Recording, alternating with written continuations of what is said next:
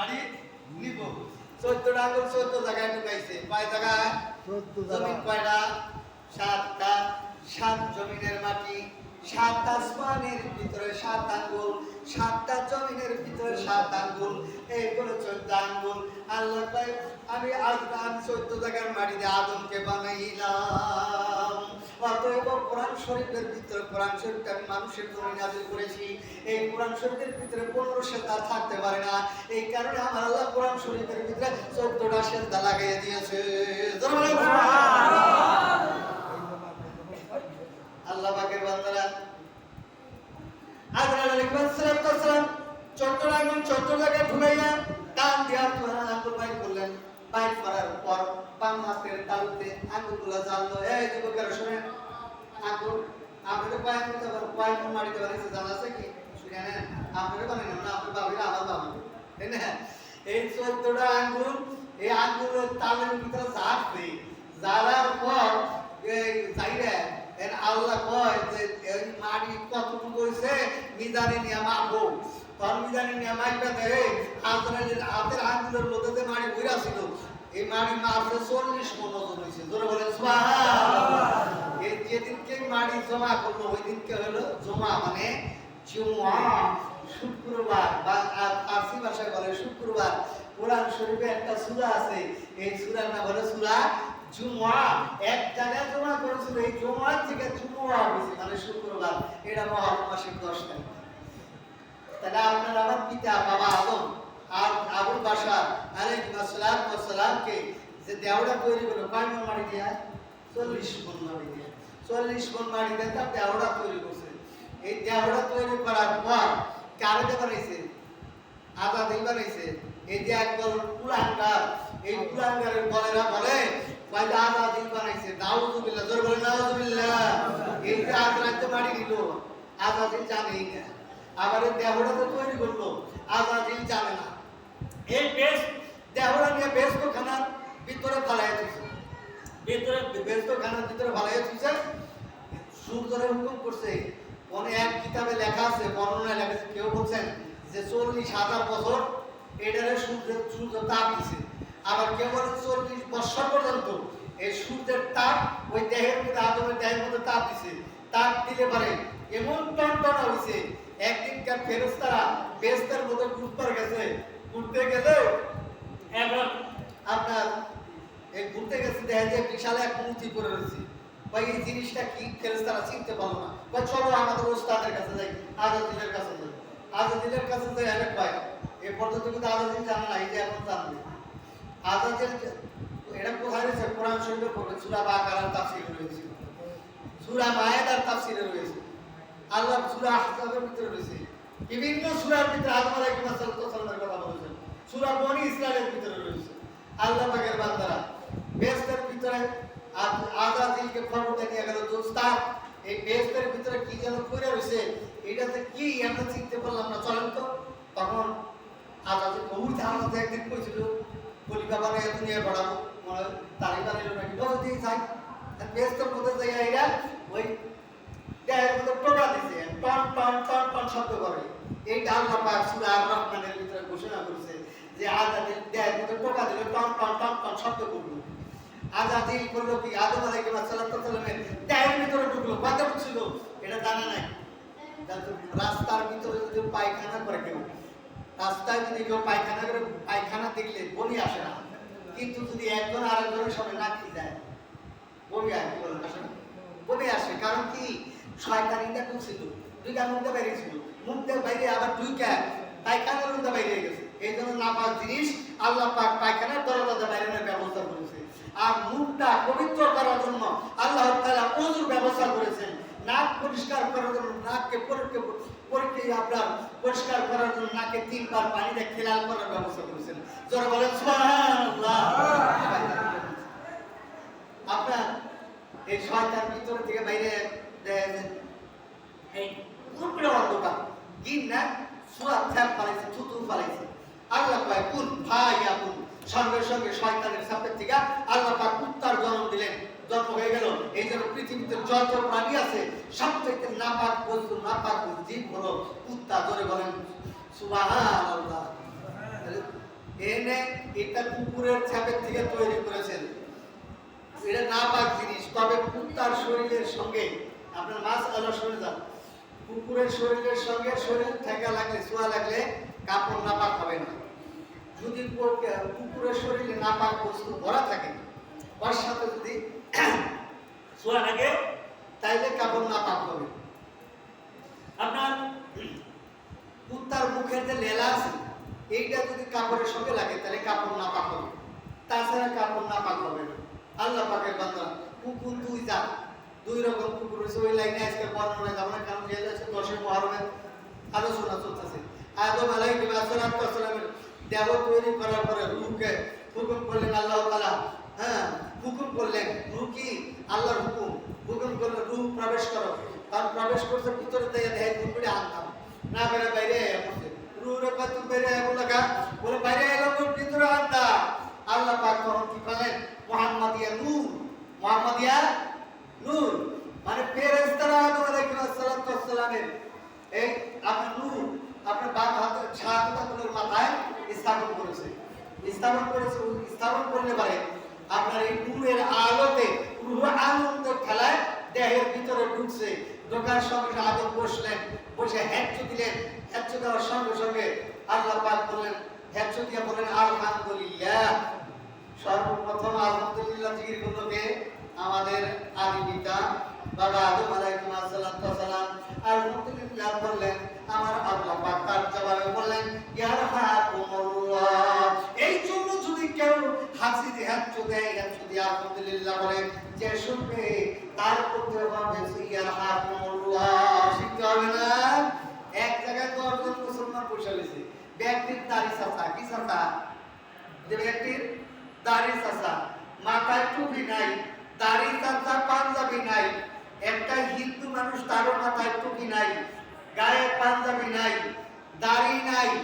তাইলে কি বা কেরা মুসলমান আর কেরা হিন্দু চেনা যাইতেছে না। আল্লাহ পাক কোরআন শরীফে তার জবাব দিয়ে দিয়েছে, তোমরা যদি এইরকম সন্দেহ বস্তু সন্দেহ এলাকায় বোঝাও তবে এইভাবে সালাম দিবে, আসসালামু আলা মান ইত্তাবাআল হুদা, আসসালামু আলা মান ইত্তাবাআল হুদা। ইহুদি, নাসারা, খ্রিস্টান ইত্যাদি বাদে মুসলমানদের প্রতি সালাম করে বলেন সুবহানাল্লাহ। দাঁড়িয়ে হাতে ধরো না, সবসময় মাথায় দেওয়া ভালো। আমি যে কথা বলতেছিলাম বহু দীর্ঘ আলোচনা যাবে। আদম আলাইহিস সালামের দেহের ভিতরে যেদিন রূহ প্রবেশ করানো হয় আমরা বর্ণনা করেছি, ওই দিনটি ছিল 10 মুহররম শুক্রবার।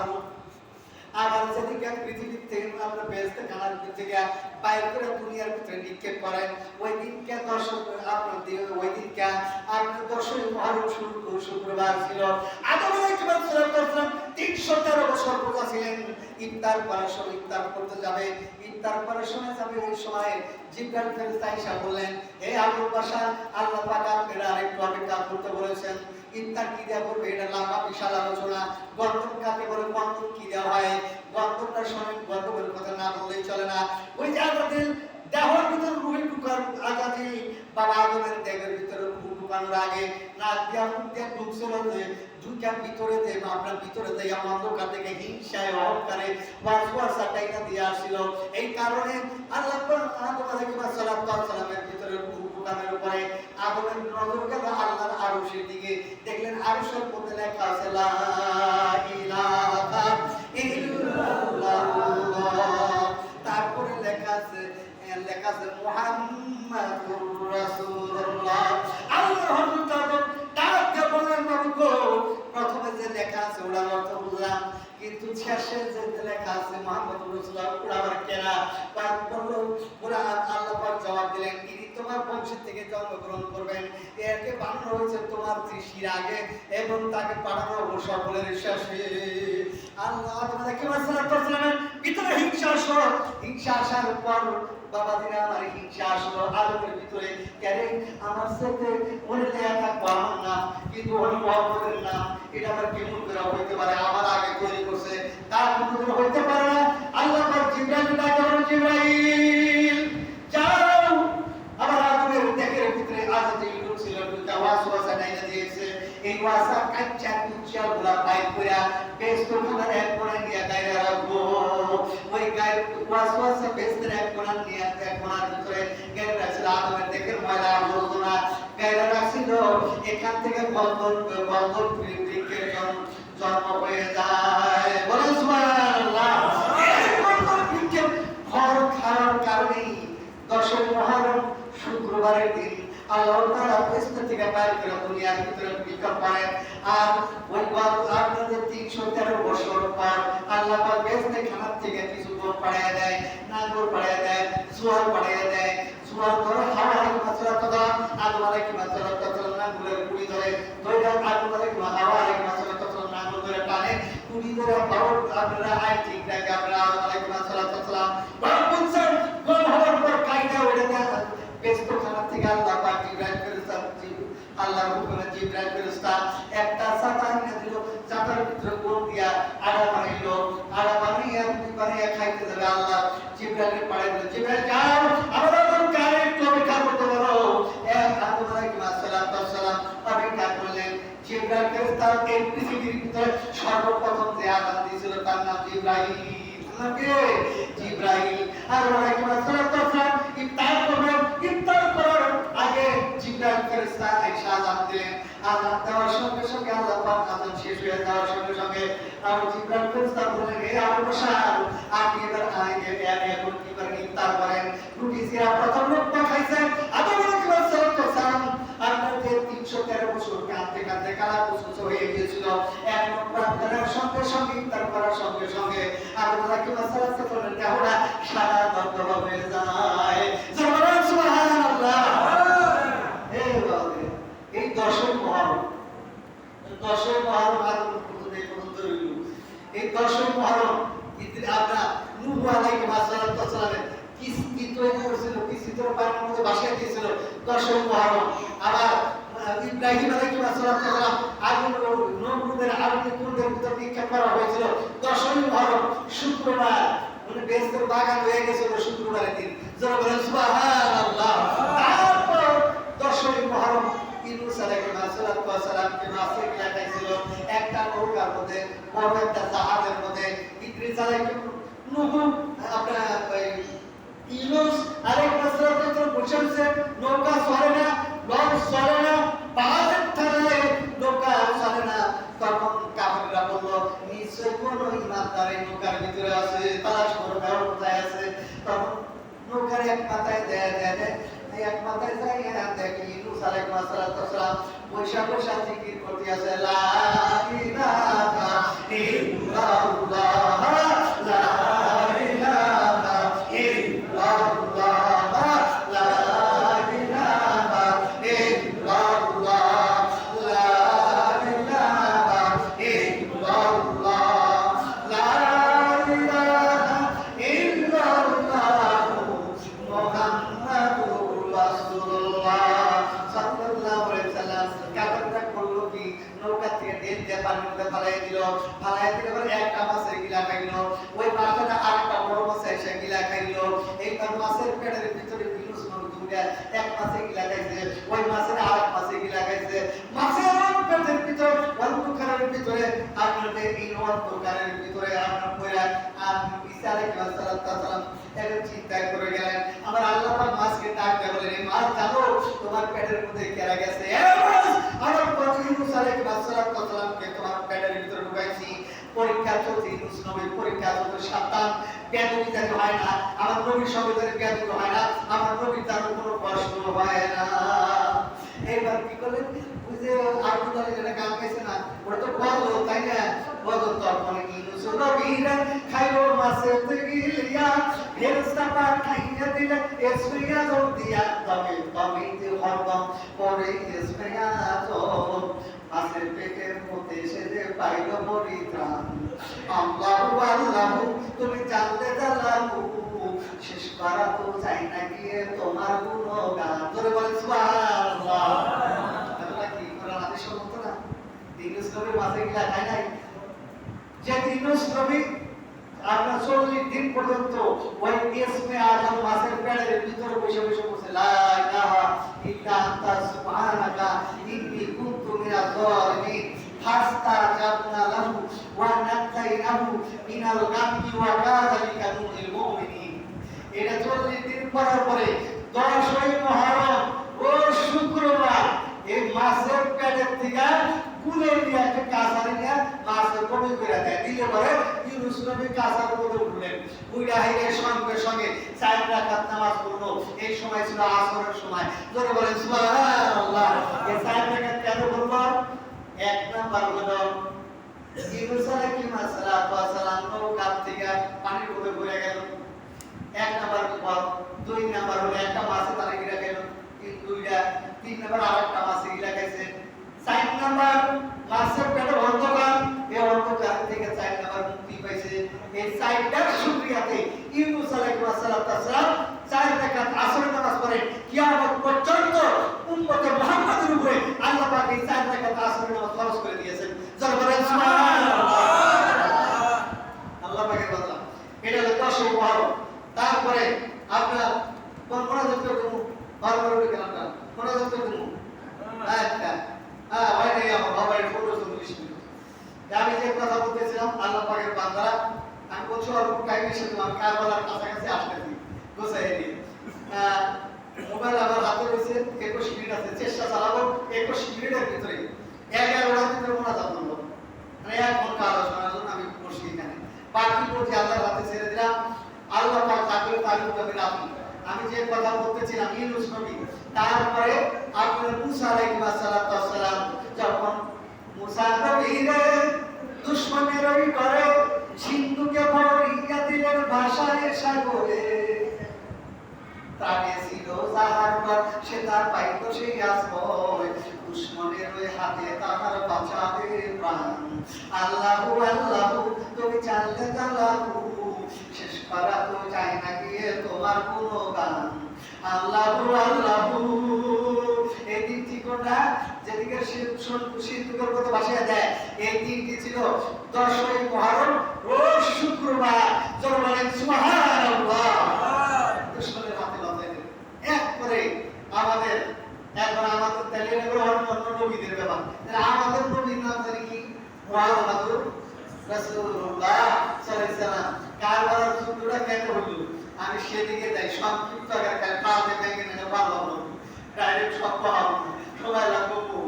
তারপরে সব লোক সকল ব্যাখ্যা করবার গেছে। আপনার আমাদের নবীর মধ্যে এই কারবালার যুদ্ধটা কেন হলো এইটার জন্য বলবো।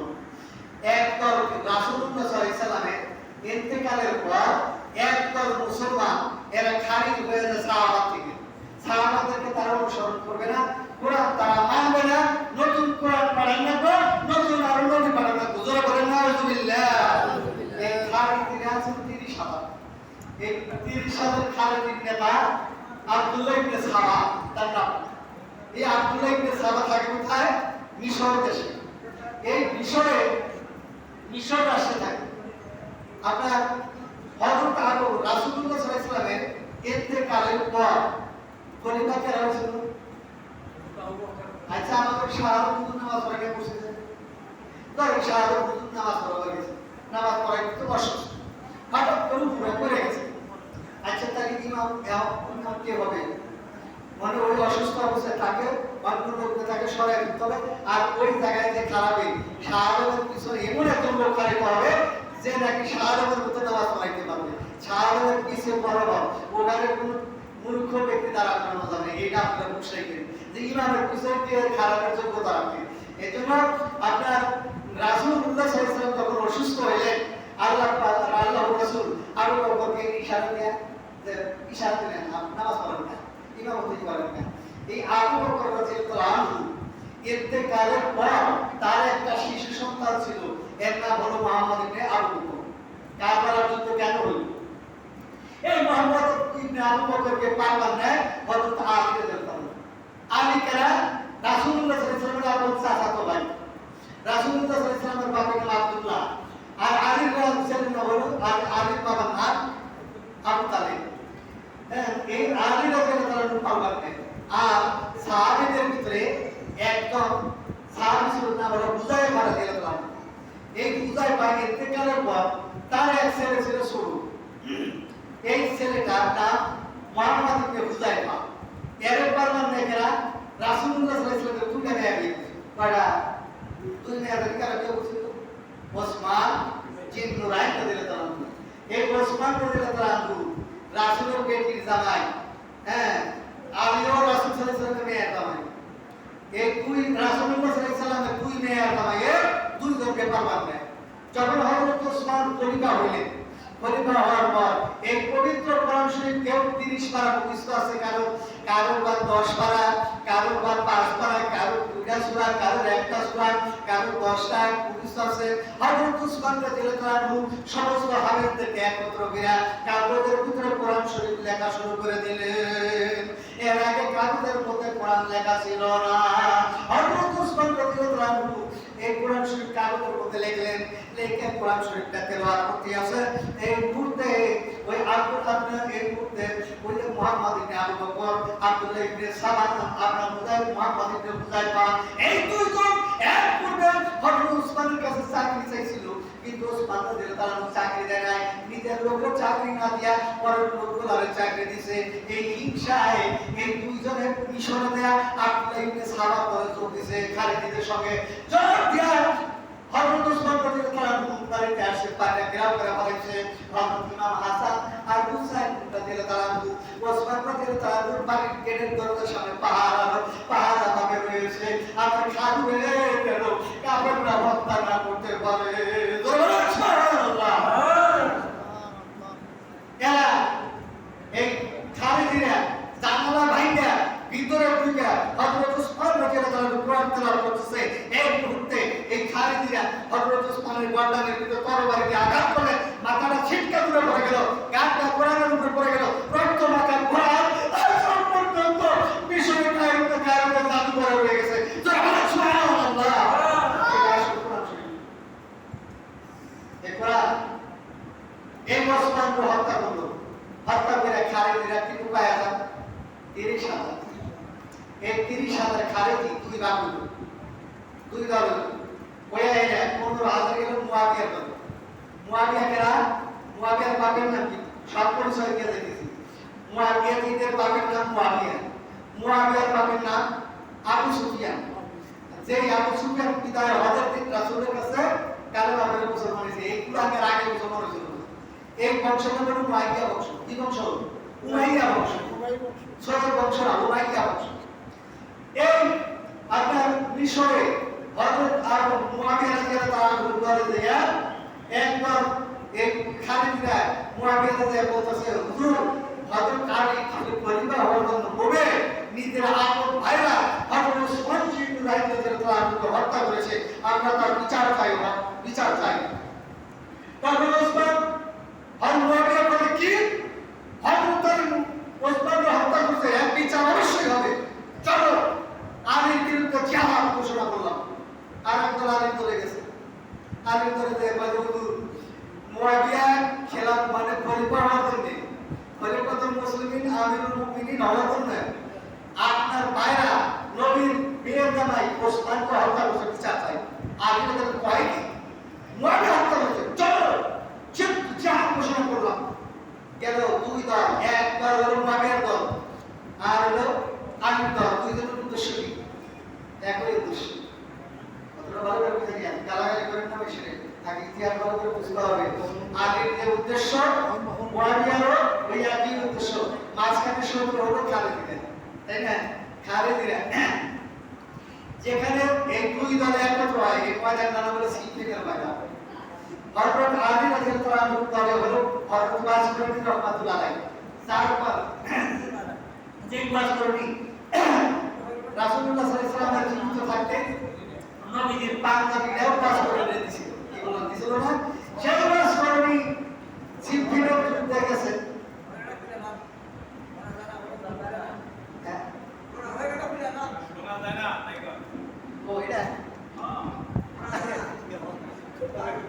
এখনো যেত ইনশাআল্লাহ। থাকলা যে সিদ্দিকের যুদ্ধে ঢুকলাম, ওয়াজ করনি, এই ওয়াজ করনি তরিকার মধ্যে আমিও আছি। জিকির চালাই সুন্দর আওয়াজে মুরব্বীরা একবার জিকির করবেন 400 বছর বেহেশতের দিকে এগিয়ে যেয়ে থাকবেন। লা ইলাহা ইল্লাল্লাহ লা ইলাহা ইল্লাল্লাহ শোনা না লা ইলাহা ইল্লাল্লাহ লা ইলাহা ইল্লাল্লাহ লা ইলাহা ইল্লাল্লাহ লা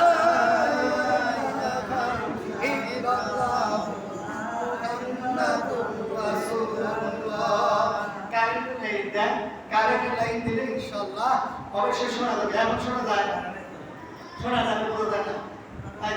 হ্যাঁ, আমি যে কথা বলতেছিলাম সিদ্দিকের ময়দানে 2 বার যুদ্ধ শুরু করে দিয়েছে হযরত আলী রাদিয়াল্লাহু তাআলা শেরের খোদা শেরে খোদা শের মানে কি বাঘ আর শির শব্দের অর্থ হলো খাইলে মানুষের সুবিধা হয় আর শের শব্দের বাঘ আলী ছিল আল্লাহর বাঘ। কার বাঘ? আলী রাদিয়াল্লাহু তাআলা আনহু আল্লাহর ভাগ। সুতরাং হযরত আলী রাদিয়াল্লাহু তাআলা আপনার 10,000 কাফের এই খারিজিদেরকে হযরত আলী নিজে একে হত্যা করেছে। জোরে বলেন সুবহানাল্লাহ। রইল 10,000 হত্যা করলো, রইল কয়তো 20,000। এখন এই খারিজিদের নেতা আপনার খারিজি ওই জায়গায় শহীদ হয়ে গেল। এই খারিজিদের আঘাতে শহীদ হয়ে গেল ওই যুদ্ধে হযরত বাজরবি রাহমাতুল্লাহ আলাইহি। তিনি ওই সিদ্দিকের যুদ্ধে শহীদ হয়ে গেছে। তারপর আজ পর্যন্ত ওই সিদ্দিকের ময়দানে তার কবর হয়ে গেছে। জোরে বলেন সুবহানাল্লাহ। আলীর পক্ষে খারিজিদের বিরুদ্ধে বাজরবি যুদ্ধ করছে, যুদ্ধ করে শহীদ হয়ে গেছে। এখন আপনার এই খারিজিদের হলো বিশাল এই আব্দুল্লাহ ইবনে সাবা এখানে নিয়ে মিশরে পলায়ন করলে এই 2 দল মুয়াবিয়া আর আলী এই 2 জনের বিচার হলো আম্মাজান আয়েশা সিদ্দিকা রাদিয়াল্লাহু তাআলা আনহা। 2 দলকে একত্র করে হযরত আম্মাজান আয়েশা সিদ্দিকা রাদিয়াল্লাহু তাআলা আনহা 2 দলকে একত্র করলেন। কারণ আলীর শাশুড়ি হলেন আয়েশা সিদ্দিকা রাদিয়াল্লাহু তাআলা আনহা। আসে যদিও ফাতেমা খাদিজার গর্বে, কিন্তু এখন তো শাশুড়ি এই শাশুড়ি এই কাজ থেকে গণতন্ত্র আবিষ্কার তো মানে নারীরা 2 দলের বিচার করলো। এই কারণে মানে মহিলারও ক্ষমতায় আসলো, মহিলারও 2 দলের বিচার করলো, 2 নেতার বিচার করলো। এর থেকেই হলো এই গণতন্ত্রের শক্তি দলিল আর কি, এইটাই, তাছাড়া আর কোনো দলিল নাই। আমি আপনাদের বলতেছিলাম যে কথাটা হযরত আয়েশা সিদ্দিকা রাদিয়াল্লাহু তাআলা আনহা 2 দলকে একত্র করে দিলেন। কেউ কারো শত্রু না, 2 জনের উদ্দেশ্য একই। এখন 2 জনে একত্র হইয়া এই খারিজিদেরকে ধ্বংস করো, এরা তো একটা পাইছে না। এখন আপনার খারিজিরা এই মিশরের 3 জনকে একত্র করলো, 3টা লোক বুদ্ধি দিল, 2 জনকে একত্র করলো। 2 জন, একজনের নাম হলো ইবনে মুলজিম। এই ইবনে মুলজিমকে বললো একই দিনে 2 জনের হত্যা করতে হবে, মেরে ফেলতে হবে। কারণ দামেস্ক শহরে সিরিয়া রাষ্ট্রের গভর্নর আর দামেস্ক মসজিদের ইমাম হযরত মুয়াবিয়া রাদিয়াল্লাহু তাআলা ওরে হত্যা করতে হবে। একজনকে দায়িত্ব দিল, আরেকজনকে দায়িত্ব ইবনে মুলজিম, ওরে দায়িত্ব দিল আব্দুল্লাহ ইবনে সাবা, ওরে দায়িত্ব দিল তুমি আলীরে হত্যা করবে। আলীরে তিনি হত্যা করবেন। তিনি মসজিদের ভিতরে ইমামের পিছনে চাদর গায়ে বসে গেছেন। আলী রাদিয়াল্লাহু তাআলা যখন মুসাল্লায় খাড়াইলেন, খাড়ানোর সঙ্গে সঙ্গে ওই চাদরের তল থেকে বিষাক্ত একটা তরবারি বাইর করে বুকের মধ্যে তিনটা তার টান মারে। টান মেরে ওই আসামি যখন করে পরে গেছিলেন, তখন হযরত আলী অসুস্থ অবস্থায় খালি একটু আওয়াজ দেবো, তোমরা আসামি ধরো, হত্যা করো না, তাকে জেলখানে আবদ্ধ করে রাখো। হযরত আলী রাদিয়াল্লাহু তাআলা হুকুম পাইয়া এক আসহাবের সুফা, আপনার আসহাবের সুফা ফকির কম্বল পড়তো, এই কম্বল তার শরীরে ছিল। এই ফকিরের কম্বল একটা জোরে ঢেলে তার উপরে ফালাই দিল, ফালাই দিয়ে চাপটাটা ধরে আসার দিয়ে তারা জেলখানে আবদ্ধ করলো। 3 দিন পর এই মুলজিমকে ডাক দিয়ে বললো, ভাই তোমার পরিচয়টা কি বলো? বলে, হুজুর আমি একজন খ্রিস্টান, আমি আব্দুল্লাহ ইবনে সাবার দলের লোক, আপনাকে হত্যা করার জন্য আব্দুল্লাহ ইবনে সাবা আমাদের নিয়োগ দিয়েছিল। এই কথা শোনার সঙ্গে সঙ্গে শুকরিয়া আদায় করলেন, আলহামদুলিল্লাহ আমি কোনো কাফের, আমি কোনো মুসলমানের হাতে নিহত হইলাম না, আল্লাহ তাআলা আমাকে কাফের হাতে নিহত করাইলেন। এই বলে কালেমা পড়লেন, আশহাদু আল্লা ইলাহা ইল্লাল্লাহ